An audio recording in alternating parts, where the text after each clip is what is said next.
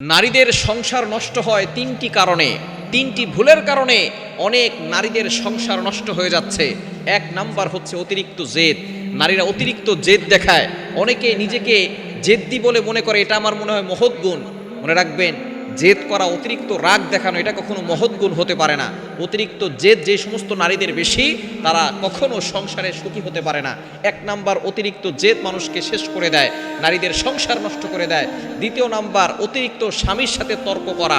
অনেক স্ত্রী আছে স্বামীর সাথে সময় নেয়, অসময় নেয়, সব সময় তর্ক করে, তাদের সংসার বেশি দিন টিকে না।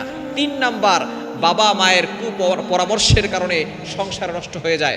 বিয়ের পরে আপনার স্বামীর কথা বাবা মাকে বলবেন না, এবং বাবা মার পরিবারের কথা আপনার স্বামীর কাছে বলবেন না।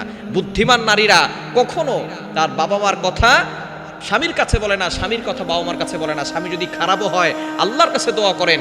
আসিয়া ফেরাউনের সাথে থেকে জান্নাত পেয়েছে, ফেরাউনের মতো জঘন্য তো আপনার স্বামী নয়। সুতরাং স্বামীর সাথে ভালো ব্যবহার করুন, সংসারে সুখ আসবে, শান্তি আসবে।